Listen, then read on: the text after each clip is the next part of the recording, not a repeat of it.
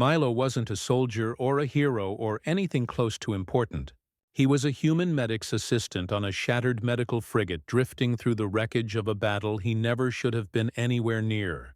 Everyone called him weakling because he was small, soft-spoken, and always the last to finish drills.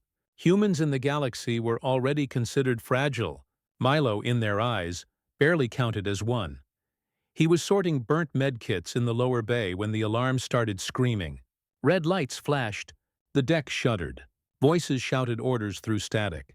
A hatch sealed just 3 meters from him. He was trapped alone with smoke and fear chewing at his lungs.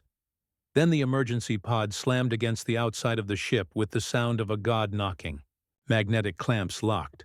Pressurized doors hissed. Milo's heart kicked so hard he thought it might burst. He grabbed a plasma cutter because it was the only thing near him that looked like a weapon. The door slid open. A huge, bleeding creature collapsed in front of him. It was like a living nightmare, covered in jagged black plates, wings shredded, claws the length of his forearm. Its chest was torn open deep enough to see bone.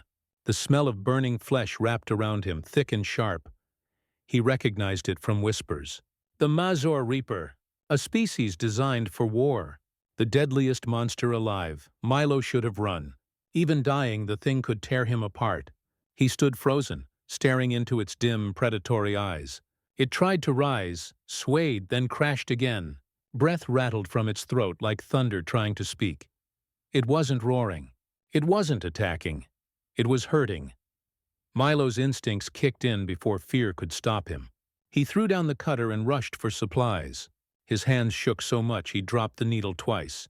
He knelt beside the massive beast, pressing clot foam into the wound. The foam sizzled, closing torn muscle just long enough to keep blood inside. The creature growled low, and he whispered quietly, "I know. I know. Stay with me." He had no idea if it understood his words, but he kept talking anyway. It grounded him. The monster's heartbeat pounded like war drums beneath his palms. It was fighting to stay alive just as much as he was fighting to keep it that way. Milo set bones. He sealed ruptured tissue. He wiped blood from its face so it wouldn't choke. Hours passed. He ignored his own exhaustion and fear because saving someone felt like the one thing he could actually do right. When he finally finished sealing the last wound, he sat back, panting. The creature stared at him, unblinking. Milo raised his shaking hands in surrender. "I helped you. That's all. Please don't eat me." The creature's head lowered slowly to the floor. It didn't strike. It didn't move. Mila realized it had simply passed out. Moments later, the bay doors blasted open. Armed troops stormed inside. Captain Threx pointed his rifle directly at the creature. "Medic! Step aside. That thing murdered entire fleets." Milo threw himself between them without thinking. "It will die if you shoot again." It was dying when it got here. It wasn't attacking.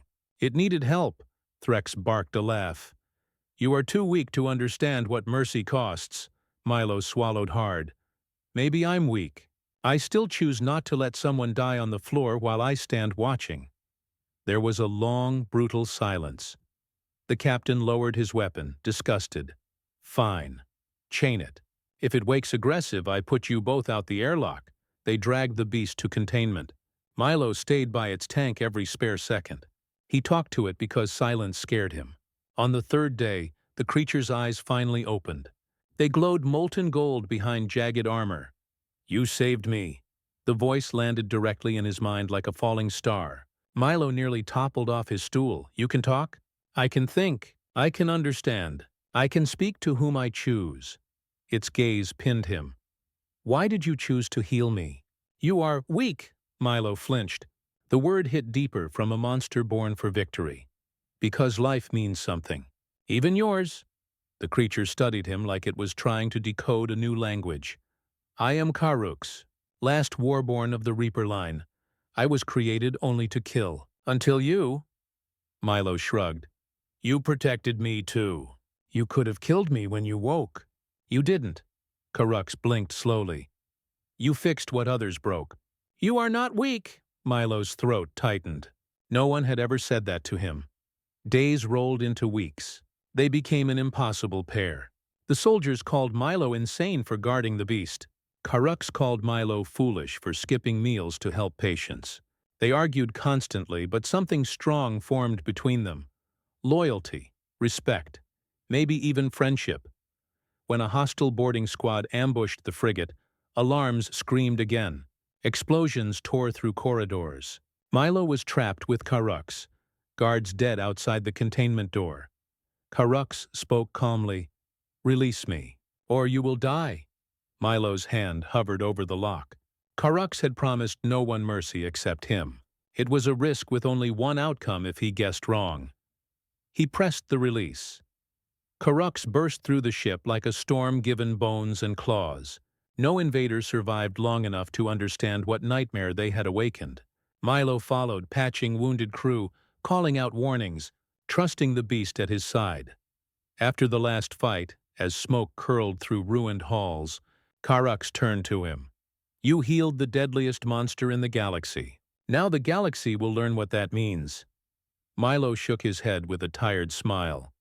"I didn't heal a monster. I helped someone who was hurt."